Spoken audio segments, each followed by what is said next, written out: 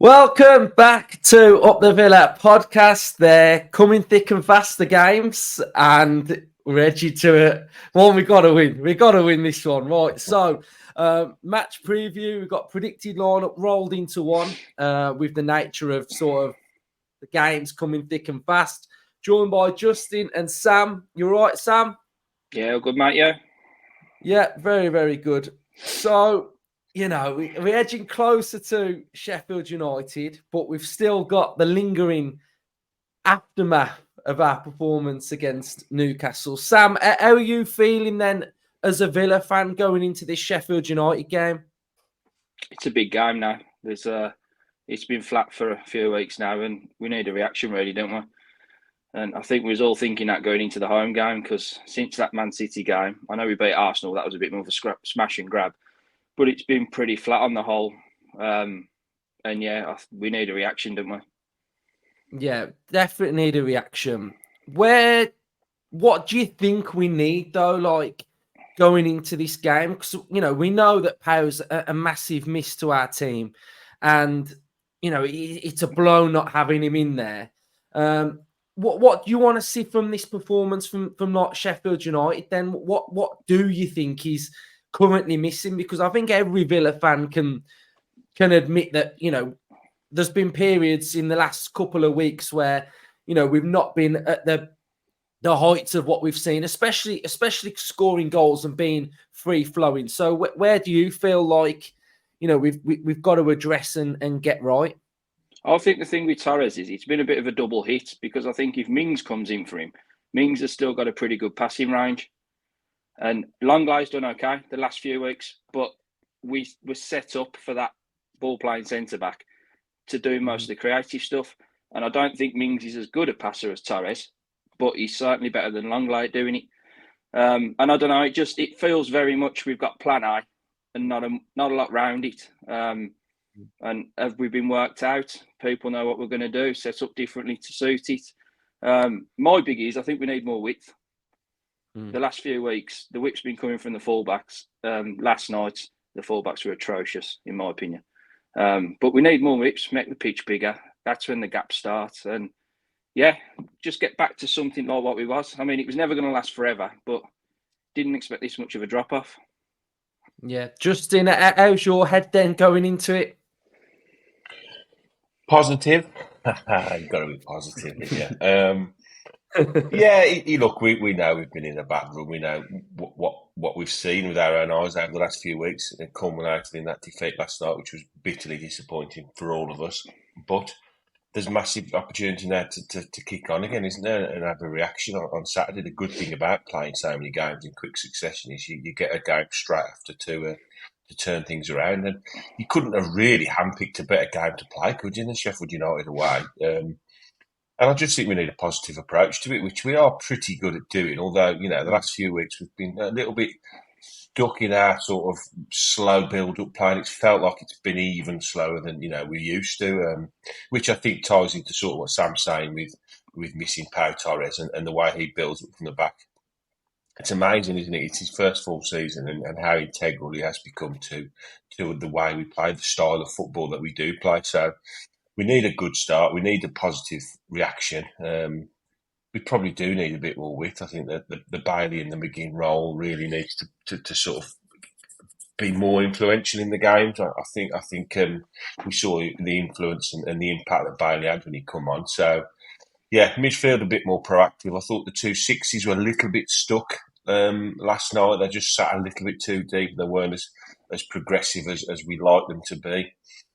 And until the changes, really, after we went 3-0 down, we didn't really see the real Villa, which was similar to the Chelsea game, to be honest. Yeah, we were sort of pushed back a lot in the Chelsea game, weren't we? But that last 20 minutes when we suddenly sparked into life, we looked like the only team that were going to win it. And that last 20 minutes against Chelsea and moments last night in the last 20 minutes when Bailey come out, that's sort of the Villa we've been used to seeing previous to this little bit of a bad run, isn't it? And we know a really flying Villa team can dismantle anybody. That Man City performance, standalone performance, was just incredible. But before that, we saw lots and lots of times and games where we just totally control games, and we're not controlling games now. But I think there's no end product, is there, to our build up play, and it's a little bit static, it's a little bit laboured.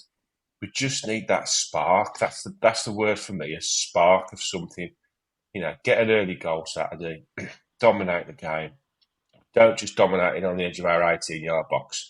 Get them pushed right back to their 18-yard box and dominate the ball in the middle of the park and pushing up, into the final third of the pitch and create chances. We've not been doing it a lot lately. We've not been getting high enough up the pitch to create really good chances consistently. I mean, the amount of chances we created against Man City was incredible, and we're playing much, much weaker sides nowadays, and we're not creating anywhere near the amount of chances we are. So something has definitely changed, but I'm very confident we can get back to somewhere near our best over the next 2 or 3 weeks. Do you think we're trying to score the perfect goal at times, Sam? Yeah. Do you think we're overplaying? I mean, I'll go back to the Diaby chance, when he sort of, I don't know whether he tried to cross it or I don't know what he tried to do. That's not digging Diaby, but do you think at times we're just overplaying? Like we're trying to find that perfect moment quite a lot, like even when sort of like Moreno's getting into some attacking areas, it feels like there's a lack of conviction at times. Would you say you agree? I also think there's the runs from deep have stopped. You used to have Ramsey trying to break the lines, McGinn trying to break the lines. It all seems a bit narrow, a bit deeper, and a bit too intricate. Last night, the only one really breaking the lines was Watkins, and I'm still convinced last night if that second goal had stood, we wouldn't have lost the game. And then once that gets ruled out, you said that to me earlier, Justin, didn't you? Yeah, I do. I think that. And I agree with what Sam's saying. And I think there was one moment in the first half, because I was sitting Trinity sort of north stand end, and there was a really good move down the right-hand side, I think, which culminated in Dougie Luiz picking the ball up about 20 yards, 25 yards out, and Kamara made an incredible run straight through the middle of their defence, and the pass was sublime. A very similar goal to Dougie scored at Tottenham last season when the ball was just lifted over the back four, and he made a really good run. He was miles onside. He just couldn't bring it down. But those kind of sort of moments in the game where we've seen them a lot in previously, and had that one had gone in, it would have been a really, really interesting game, wouldn't it, from that point onwards. But yeah, we've got to find a way of getting further up the pitch quicker. I think we did to a point. We tried it last night, but it was daft long balls into Diaby. I don't know whether they saw something in the Newcastle back line. We destroyed them last year with McGinn playing basically Dan Burn out the game, and I'm surprised that wasn't replicated last night because it worked so well last year. But yeah, that tactic really was a bit surprising for me. Right, so we'll get stuck into the stats and tailor the game and what we can expect then, and then we'll move on from that then. So head-to-head record, not played too many times in the Premier League era, 11 games. Villa have got 2 away wins and Sheffield have got 2 home wins. Sheffield United are currently 20th, we're 4th.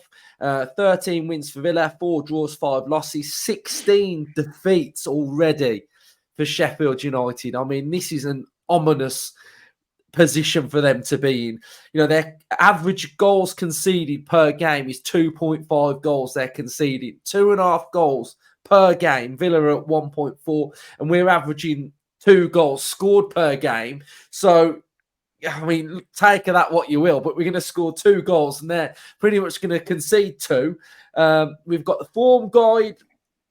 Sheffield, 4 losses and a draw. Villa, 2 wins, 2 losses and a draw.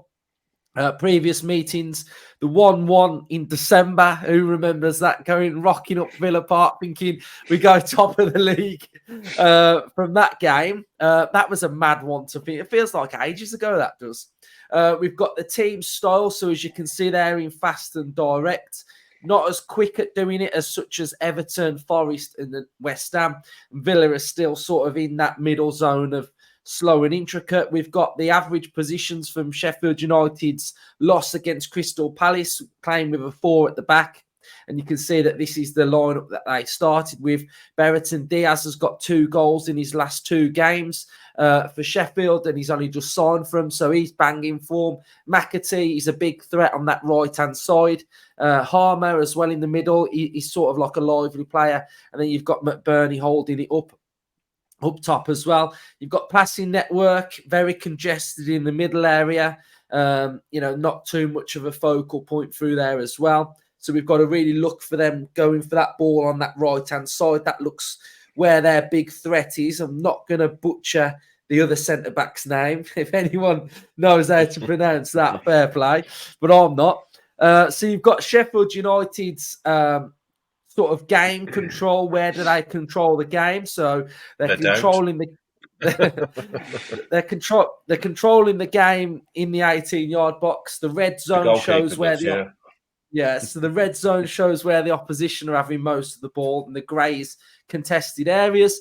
And in contrast, this is where Villa are controlling the game. The blue zones, grey are contested, and then the red is where the opposition are getting most of their joy. The expected threat against Palace had a 5.44. Sheffield United had a 1.76. You can see in the first half, especially, it was all Palace. So leads us on to the game then, and how we expect this game to go. For me personally, I expect Villa to have all of the ball, and it's about what we do with it, how we utilise and move it quickly. When the ball goes out wide, they generally press with a 3. So 3 players will move over to each side in a triangle. So it's important that we move the ball quickly.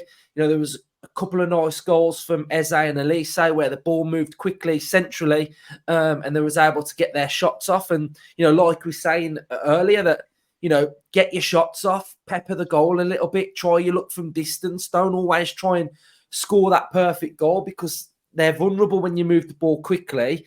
And if you move them quickly, they're out of position. They can't get set. They can't get settled. So I think that's something that we've got to really look to improve on, really. But Sam, I imagine, you sit a couple of rows in front of me at the Villa. So, last time out against Sheffield, we all rocked up, trying to go top of the league. Do you see it being a bit of a different game, being as we're away, or do you think it'll be the same pattern? No, I think it'll be a bit more open. It was since Wilder's come in, they've conceded a lot of goals, but they've scored a lot of goals, haven't they? Whereas when they come to Villa Park, it was just sit in and try and contain us, and they got what they come for. But I think with them being at home, I think they'll sit in, try and grind us down a bit. But at some point, being at home, they've got to come out, haven't they? And I think the first goal's massive. I think if we get it, it'll probably be a comfortable night. I think they get it. It obviously makes it a lot more difficult. But no, I mean, last night there was a lot of goals in the game, weren't there? And I think there'll be a few goals in this. I mean, some of them finishes from Palace, Eze and Elise showed, they were sublime strikes. So I'm just going to show you a little graphic now, if I find it, of just how they set up and how they press when it goes out wide, because I imagine we're going to get a lot of joy in this game. So you can see that the ball's going to go to Elise, and you can see that they're quite central. There's 4 players central.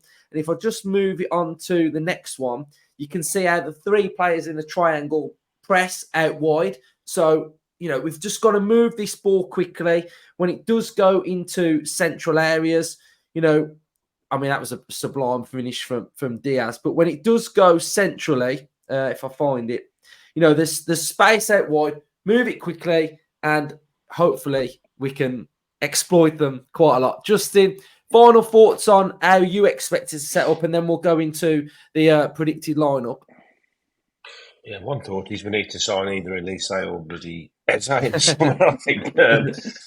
They are more open these days. They've scored 2 goals in each of the last 3 games. Sheffield United, West Ham, the Brighton game, and the Palace game. So they're obviously trying to be proactive now, where you can, when you're on 10 points after 21 games, you're only going one way, aren't you? So they might as well have a go now because they've got nothing to lose. So I do think they're going to be more open at home as well. They've got a good result at Villa Park. We've obviously just been beaten for the first time at home. So everything points for them to let's be positive, let's try and feed into this little bit of negativity for the first time we've seen, swirling around the Villa this season. So they're going to want to compound that by starting quickly, being really aggressive, getting high up the pitch, getting people up. Diaz has been a good signing for them. They do play. Harmo was really good at Villa Park. He created the chance, didn't he? So we are going to be under the cosh early doors, so I think we've got to ride out possibly a bit of a 10, 15-minute storm where they crowd are behind them. It's under the lights, sold out, no doubt. If we can get through that period, dominate the game, keep calm, like I say, get up the pitch quicker. I can't imagine for the life of me that Leon Bailey's not going to play. So, players like him, he was outstanding when he came out last night. Fronted up the defender, squared them up, went past them with ease, and with the greatest respect to Sheffield United, the quality of Newcastle players are better than Sheffield United's backline. So I would imagine he's going to have a bit of fun. Watkins got a goal last night, so he should be okay. We've just got to be positive, Let's bury this negative period. Let's absolutely put it to bed on Saturday, and let's get going again. Yeah. So, Sam, what's your back four? What are you going with? Are you sticking with what we had against Newcastle, or are you making a change to that back four? No pressure, Sam, but we never get these right.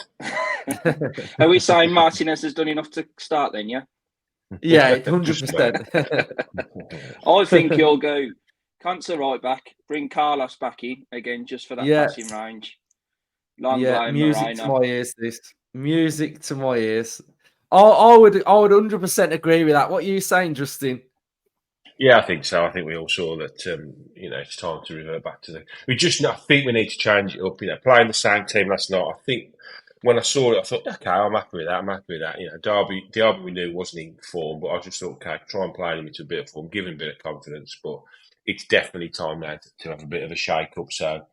Yeah, Conte returns back to the right back, which allows Moreno, who I thought was probably our best attacking outlet on the fullbacks last night, to try and maybe even be more aggressive down that left hand side, as we saw with the positioning. We are very good down our left hand side, so Moreno is very imperative for that, isn't it? He is indeed. Right, so that picks itself here now. Right now, there were two in front. Depends what we're going to go with, right? So I'm going to give it you, Sam. So two either side of the double pivot then. So I imagine McGinn's one of them, but who would you say? McGinn and Tielemans. I thought Tielemans was pretty good last night. I thought he worked hard. He tried to get stuck in. I think he looks good at the minute, Tielemans. So if we're going with Tielemans, then that would mean that it's going to be. Oh, let me find them. So that means it's going to be Watkins and Bailey. Do we all agree on Watkins and Bailey? Yeah. Right. Let me find Bailey then. I think so. Just I think Bailey. Yeah, Bailey comes in. I don't think the only reason he doesn't start is because there is a worry about playing him. But if you start him and he starts to feel anything, then you just bring him off, don't you? But if we can get a good hour out of him, I think that could be enough. The only other player I would throw into the mix, and it's very difficult to shoehorn him into that side there, is Zaniolo, because I do think he's something different. I thought he did okay when he come on. I thought he held the ball up pretty well. Yes, he's got a lot of detractors. I saw it today, a few people knocking him still. But I do still think he's got something to offer for us, especially with Duran now out. By all accounts, the managers took him to one side and said, you are basically now my second striker. And he's got the stature to play up there, hasn't he? He's got the game. He holds the ball up really, really well. He gets a little bit aggy. I think that's probably his biggest negative. But yeah, Tielemans for me, I was calling for him to come off last night, not because I don't think he had a good game, but I couldn't think of another way of getting two attackers up the pitch with Watkins. It had to be Bailey for DRB. I wanted Zaniolo on because he is an attacker, an out-and-out attacker, more so than the four midfielders. And I couldn't think of another way he wouldn't have took McGinn off because he played really well. Kamara is just sitting in the hole, so if you are overloading with attackers, you've got to make sure you keep the back door shut. The only other thing I thought was to take both fullbacks off, put Carlos on and go as a back three, and then, putting four on. But yeah, Tielemans, I'd like to see more centrally, I think. I'd like to see Luiz and Kamara sitting in the sixes. I'd like to see McGinn and Bailey basically given a free rein to run around, and I'd stick Tielemans right in the middle of the park, right behind Ollie Watkins, and say to McGinn and Bailey, you just run riot and havoc all over the shop. And Tielemans, you just sit just in front of Luiz and Kamara and dictate the game, which he's very good at doing. I think as well, if Tillemans does do that, it opens up that left-hand side for Moreno. Yeah. Yeah. Yeah, because the back three then just slide across, don't they, That's and it, create that. And we've seen Kamara quite a lot anyway, sitting in and helping out at the back. I just think I think the key is, and I think this is where Pau Torres comes into his own. He gets everybody further forward. He gets everybody up the pitch quicker. Whether that's with a 10, 15-year-old burst when he's on the ball, they back off him quite a lot because they're worried about what he's going to do with it, or whether he's just he nicks a lovely little ball through the lines into a Tielemans or into a McGinn. So Longley's done okay at that. I'd love to see Pau. If Pau Torres was on that team sheet on Saturday, I would be absolutely over the moon. That's the thing, though. What you're saying about Pau Torres, because he does that. He gets that ball into that player that's playing in that midfield area. He's got that passing range, and but it's not just that, though, is it, Luke? Not only has he got that passing range, but he's got the ability to move forward with the ball. He's really good on the ball, so he can run 10, 15 yards with it and still pick a pass, or he can drop off 2 yards, get a yard on the striker, and pick a pass out to Moreno or into Luis. He's got such an array, such a good footballer. We need him back. He's class. But then that shows that in the summer when we kept being linked with defenders, and it shows the importance of Pau Torres, the ball playing centre half, of how crucial he is. Sometimes you can think, you need strikers or wingers or attacking midfielders, but for us, our centre back is probably one of our. Well, I'd probably say he's our most important player because he's so important to the way we play. And I think the games that he's been out, we don't win as many matches either, so that shows the importance. So. Right, let's have some score predictions then. Sam, what are you going with? 3-1. I think they'll nick a goal at some point. Yeah, to Villa. I think they'll nick a goal at some point, but I think in the end it'll probably end up being a comfortable night. I hope. Yeah. I'm going. There's going to be a big reaction in that. They're going to be hurting from that. And they're going to want to put it right quickly. So I'm going 2-0 Villa. Justin, what are you going with? Surprise, Villa win. I want to say we're going to really take them to the clean. I think that is a possibility, but I'd settle with a 2-0. I think at the moment, all that matters now is getting them 3 points on the board. It's a game we have to win. It's a game we should win. And it's a game that hopefully will start the next sort of run of fixtures off. So, yeah, I'm not going to be greedy this week. Just get the 3 points and come home. Definitely. Right. Cheers, everyone, for watching. Up the Villa. Up the Villa.